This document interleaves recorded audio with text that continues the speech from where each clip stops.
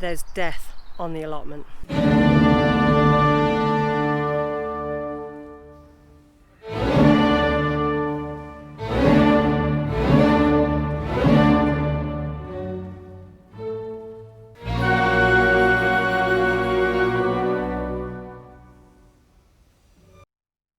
Now this is a good kind of death. It's the natural process of what our summer loving plants will go through.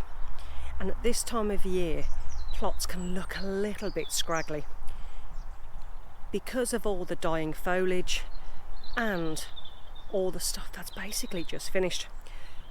So this time of year, it's a fantastic time to actually replant.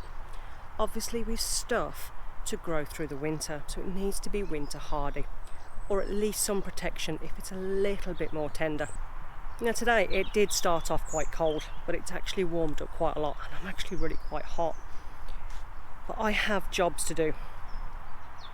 And one of the jobs I really do need to do today is the polytunnel chilies. Now we have had kilos and kilos of these chilies. We mainly grew cayenne and some pepper hots. And we have had an abundance of all these chilies, where all I've been doing for the last several weeks is drying the cayenne peppers out and then grinding them down to a powder. Now every time I get a few jars full, I seem to lose a couple of jars to family members. So I've got the last lot that I'm going to do today, and then hopefully they'll stay on my kitchen shelves. But for the rest, apart from the jalapenos, and I think one or two of the maybe pepper hots, I'm not sure yet, I'm going to take up. It's time for them to leave the polytunnel. Now there is a few chilies left on a few of them, but I think we've had enough. What we haven't ground down and turned to a powder to use throughout the rest of the year, we've actually blitzed down in the blender to put in the freezer. So we can actually just break off small amounts to add for our food for the year. So this is our polytunnel. This is where we were growing most of our chilies. Grew in here and we grew in the greenhouse. Now we have a mixture in here of jalapenos, sweet peppers, hot peppers, pepper hot chilies, cayennes. Now the cayennes, we had an immense amount, and like I said, we were able to actually make enough powder and to freeze enough of the product to keep us through the whole of the year. And it's the same for the pepper hots. I was able to either dry them out and dry them into a powder to use for our chilies, curries, anything that you want to put chili powder in, or we actually processed and put in the freezer. But today I need to focus on clearing this polytunnel. Now I'm not going to touch these tomatoes because some of these will still ripen, we'll still get away with a few, but we will end up with a lot of green tomatoes, which is absolutely fine. I can make salsa verde, I can put them in the freezer to use later on in the year. There's green tomato chutney, a load of stuff that you can use green tomatoes with.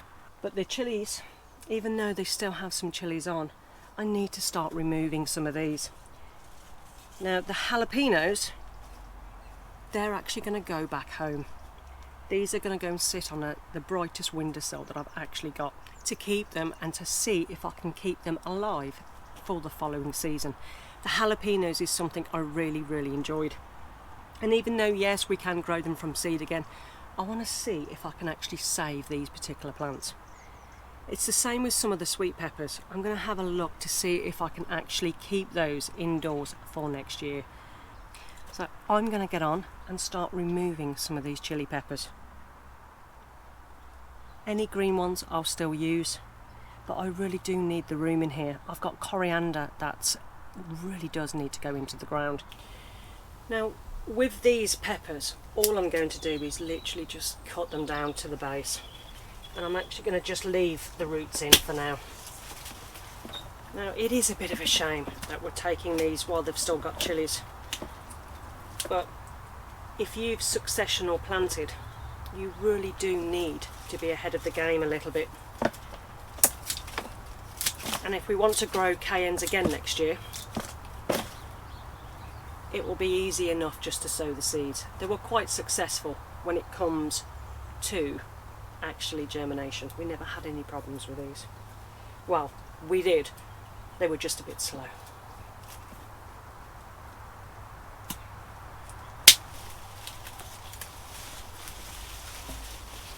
Now these grew so big.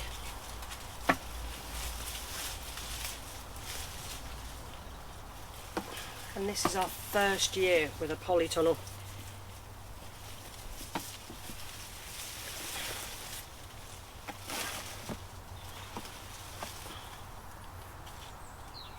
And I feel very fortunate that it's actually done really, really well.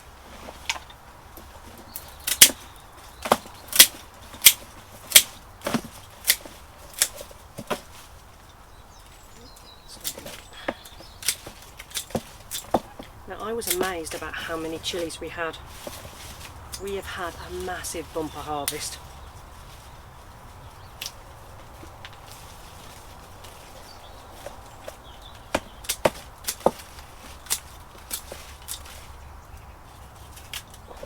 Now, even though these green ones aren't ripe, I'm sure I can still use them in something. Now, through the winter, this bed will be mulched because it was the first year at least, and it will have about 5 centimetres, 2 to 5 centimetres of good rotted homemade compost on. Now, when we set up this polytunnel, we actually bought in compost because we hadn't got enough, because we'd only been here for a little while. And I think by the time I do the new polytunnel beds with the compost we've made, topped all the beds that we've already got with no dig, I think, and then made another, well, we're hoping to make another 3 beds.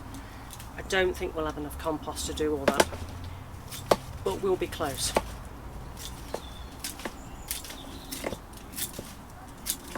So one of the nice things that I did make with the cayenne peppers is some sweet chili sauce. They were so nice. It was so nice. It was really, really tasty. But the recipe I had doesn't keep for too long and only keeps for a few months. So I'm going to try and look for a recipe that I can make that and store that for much, much longer.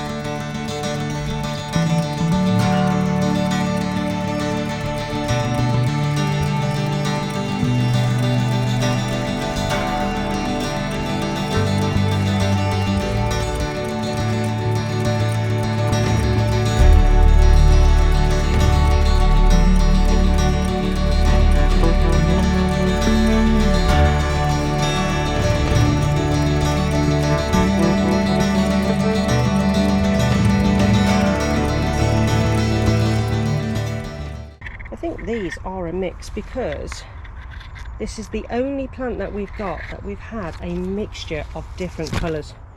Now I thought this was a sweet, maybe it is a sweet pepper. But sometimes when you see those kind of lines, it's where the plant's gone through stress and normally means it's going to be very hot. But you sometimes get them on sweet peppers too. So we'll see. Maybe I should give it a little taste test.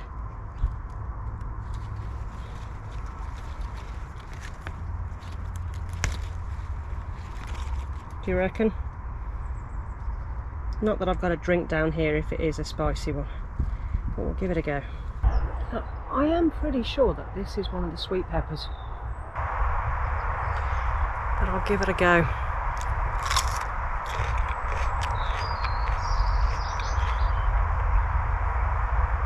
No, it's sweet.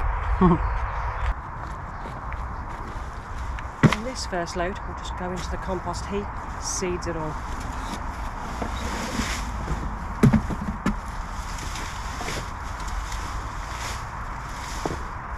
These compost bins actually get hot enough to not have to worry about any seeds germinating. And to be honest, if I get some free plants next year, I'm not going to lose any sleep over that.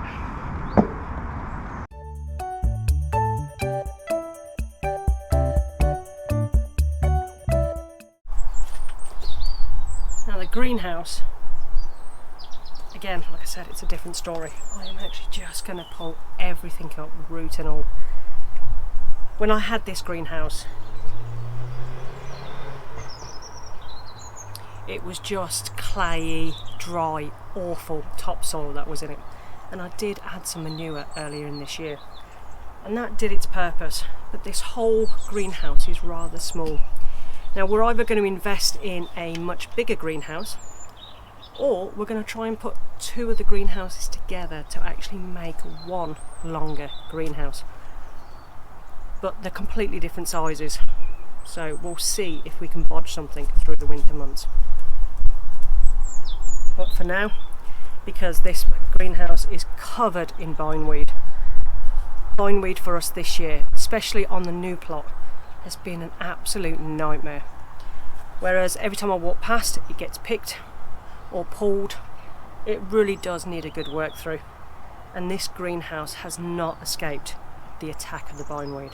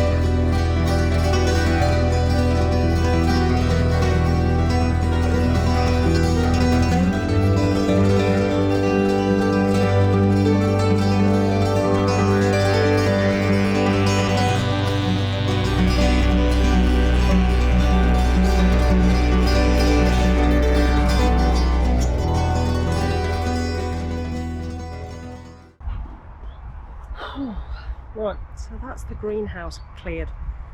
Well, enough for at the moment anyway. I think I've got one pepper plant in there. But I have got a mass of stuff to go on the compost heap. So, out of that polytunnel, we had some volunteer tomatoes. Now, most of them are kind of green on the vine. These were quite late growing. Obviously, we didn't plant them there, and they took up far too much room. So I'm going to be a bit more ruthless next year with any volunteer plants that I have. If it's in an area that I'm trying to grow something a bit more unique or a bit more unusual than the average tomato. Now, one of the other things I've got to deal with today, because my time is just so limited, is to get rid of these squash plants. These have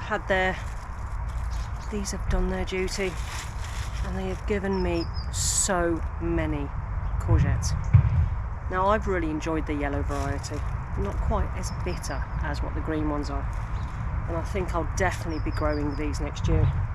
And off the 4 plants that I've actually had, I have had kilos of courgettes, but luckily I know exactly how to use them, so I'm just going to get rid of this.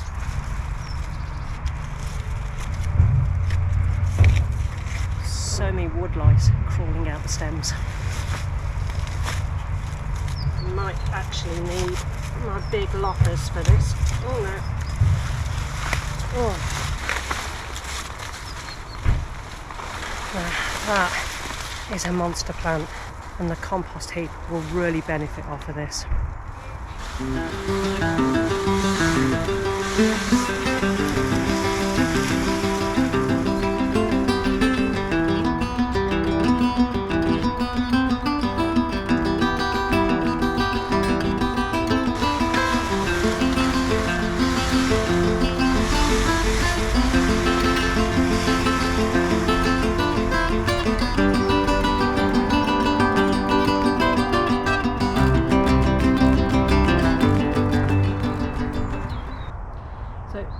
even though I've got some courgettes on there, I'll take off what's usable and the rest will just go to the chickens, because I like to try and make as much free chicken food as possible.